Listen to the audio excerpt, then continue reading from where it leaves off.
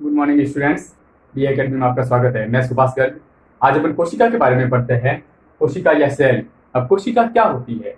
कोशिका को अगर परिभाषित करें तो कोशिका सजीवों के शरीर की वह मूलभूत मूलभूत संरचनात्मक एवं क्रियात्मक इकाई होती है, जिसमें उस जीव के शरीर की समस्त उपापचयी क्रियाएं संपन्न होती है। ठीक है, उसे क्या कहते हैं? कोशिका कहते हैं। यानी कि इन मेन अगर शब्दों को देखें तो मूलभूत संरचनात्मक एवं क्रियात्मक इकाई, जिसमें समस्त उपापचयी क्रियाएं संपन्न होती है। ठीक है, तो उसे अपन कोशिका कहते हैं। कोई भी कोशिका किसी भी जीव की शरीर की बेसिक इकाई होगी, जिसके अलावा उस शरीर का या उस जीव का अस्तित्व भी संभव नहीं है। अगर अपन बात करें तो कोई भी भवन जो है, उस भवन की मूलभूत इकाई जो है एक ईंट होती है। ठीक है ना, और वो ईंटें एक के ऊपर एक ईंटें रख करके एक भवन का निर्माण होता है। ठीक है ना, उसी प्रकार से किसी भी जीव के शरीर में ये कोशिकाएं आगे से आगे जुड़ करके ऊतक बनाती है, और ये ऊतक जो है आगे जाकर के अंग बनाएगी, और ये अंग तंत्र का निर्माण करते हैं, और ये अंग तंत्र जो है शरीर का निर्माण करते हैं या जीव का निर्माण करते हैं। तो इस प्रकार से कोशिका किसी भी जीव की एक बेसिक यूनिट होती है। अब अपन अगर देखें तो जो भी सजीव जो भी है, चाहे वह बैक्टीरिया भी हो, और बैक्टीरिया से लगा करके उच्च स्तरीय पादप या उच्च स्तरीय जंतु जो है, समस्त जीवों का निर्माण जो है वह कोशिका से मिलकर के बना है। अब ये कोशिका जो है, ये नाम कैसे पड़ गया है इसका, कोशिका, या किसने इसका नाम रखा है? तो अगर वह देखे तो ये कोशिका नाम जो है सबसे पहले सेला या सेलुली नाम इसका था, जो कि रॉबर्ट हुक साहब ने दिया था। ठीक है, रॉबर्ट हुक साहब ने दिया था, और उसके बाद में यह धीरे धीरे इसे सेल शब्द पड़ा। ठीक है, जिसे बाद में कोशिका कहा गया। इसी कारण से कोशिका का खोजकर्ता जो है वह भी रॉबर्ट हुक ही कहलाते हैं। अब इन्होंने इस कोशिका की खोज जो है वह कब की थी? तो इन्होंने कोशिका की खोज 1665 में की थी। ठीक है ना, 1665 में की थी। इनकी कोशिका की सबसे बड़ी विशेषता ये थी कि ये जो कोशिका है वह जीव द्रव्य रहित थी। इसके अंदर किसी भी प्रकार का कोई जीव द्रव्य नहीं था, और या किसी भी प्रकार का कोई कोशिकांग भी नहीं था। तो यह एक प्रकार से मृत कोशिका थी। यानी कि अगर अपन बात करें तो एक तो होता है मकान और एक होता है घर। घर जो है उसमें रहने वाले विभिन्न सदस्यों के मिलने से बनता है, जबकि मकान जो है ईंट पत्थर से बना हुआ एक दीवारों युक्त ढांचा होता है। तो यह एक प्रकार से मृत कोशिका थी, और कोशिका भित्ति युक्त एक ढांचा था। ठीक है ना, तो इसे अपन वास्तविक कोशिका नहीं कह सकते। तो वास्तविक कोशिका या सत्य कोशिका किसे कहे, या जीवित कोशिका की खोज किसने की? तो वह की थी एंटोन वॉन लीवेनहॉक ने। एंटोन वॉन लीवेनहॉक ने। अब इन्होंने जो कोशिका की खोज की थी वह वास्तव में देखा जाए तो कोशिका थी, उसके अंदर एक केंद्रक भी था। ठीक है, और उसके अंदर इस प्रकार का जीव द्रव्य भी था, और इसके अलावा जैसे माइटोकॉन्ड्रिया जो होता है वह भी था, एंडोप्लाज्मिक रेटिकुलम जो होते हैं वह भी थे, गोल्जी बॉडी जो है वह भी थे, राइबोसोम है, हरित लवक है।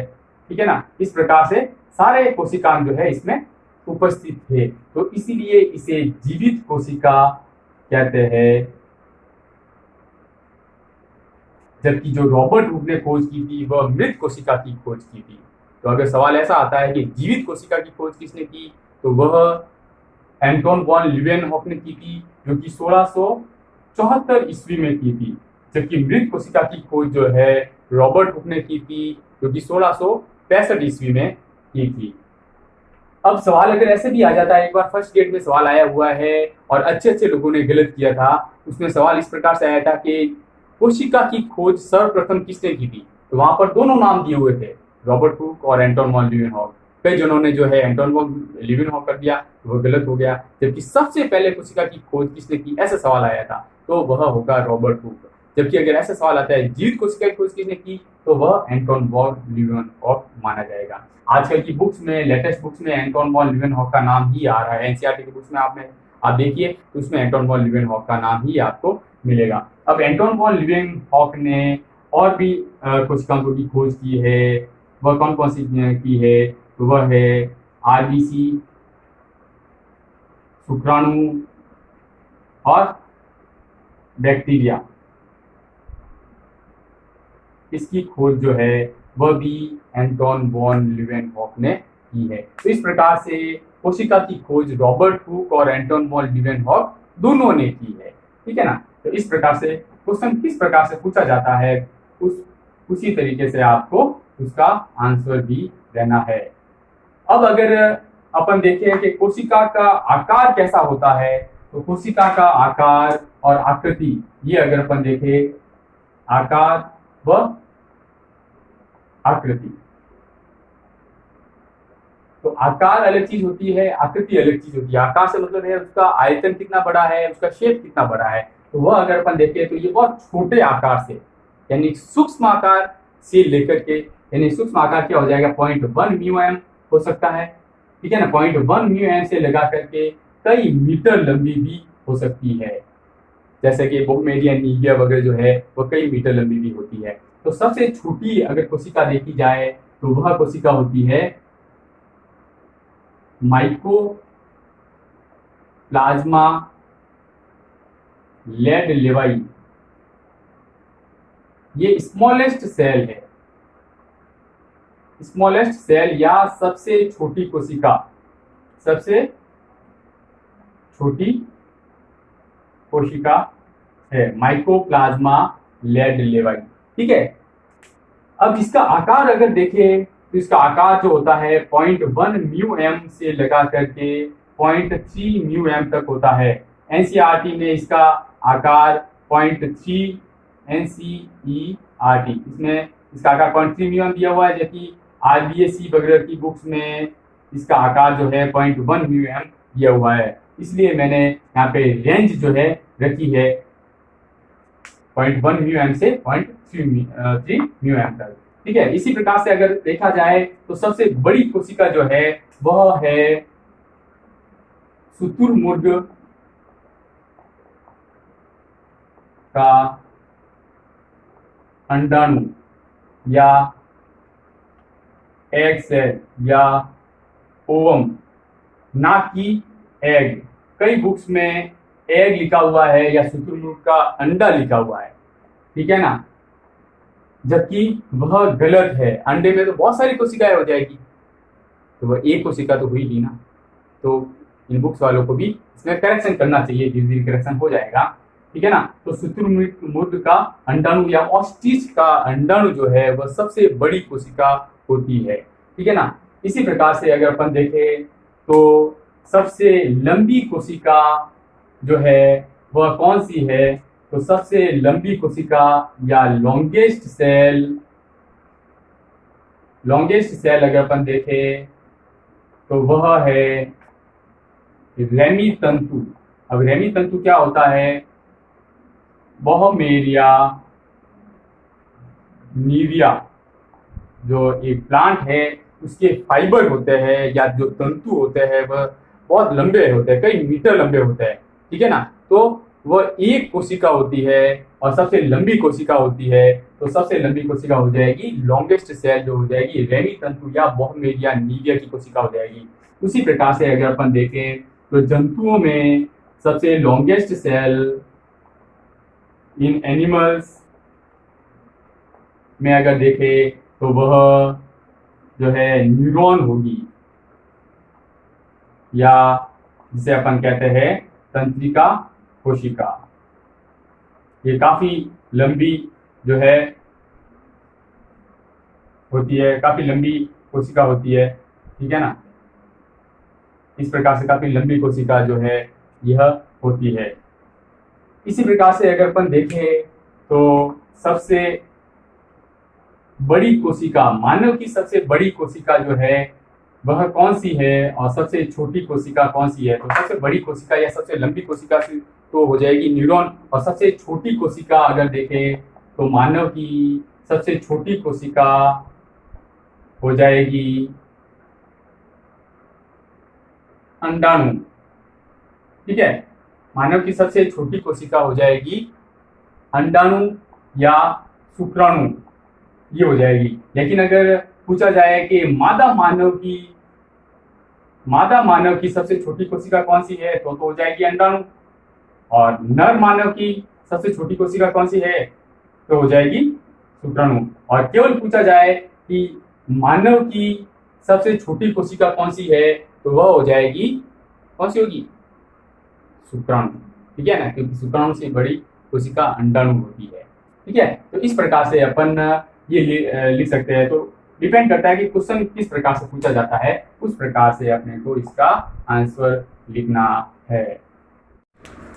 अब इस कोशिका की जो है आकृति भी अलग अलग कोशिका में अलग अलग आकार की आकृति हो सकती है। यह गोल हो सकती है, इसी प्रकार से आयताकार हो सकती है, इसी प्रकार से शाखान्वित प्रकार की हो सकती है, या शाखा युक्त हो सकती है। तो अलग अलग आकार की, अलग अलग जीवों के आकार आधार पर इसका शेप हो सकता है, ठीक है। तो इसके बाद में अगर अपन देखें तो इसकी संख्या कितनी होती है, तो कुछ जीवों में जो है एक ही कोशिका होती है, तो ऐसे जीव एक कोशिकीय जीव कहलाते हैं। जबकि कुछ जीव में बहुत सारी कोशिकाएं होती है, तो ऐसे जीव बहुकोशिकीय जीव कहलाते हैं, बहुकोशिकीय जीव कहलाते हैं। अब जो एक आइडियल कोशिका जो होती है, उसके अंदर जीव द्रव्य तथा केंद्रक उपस्थित होना अनिवार्य है।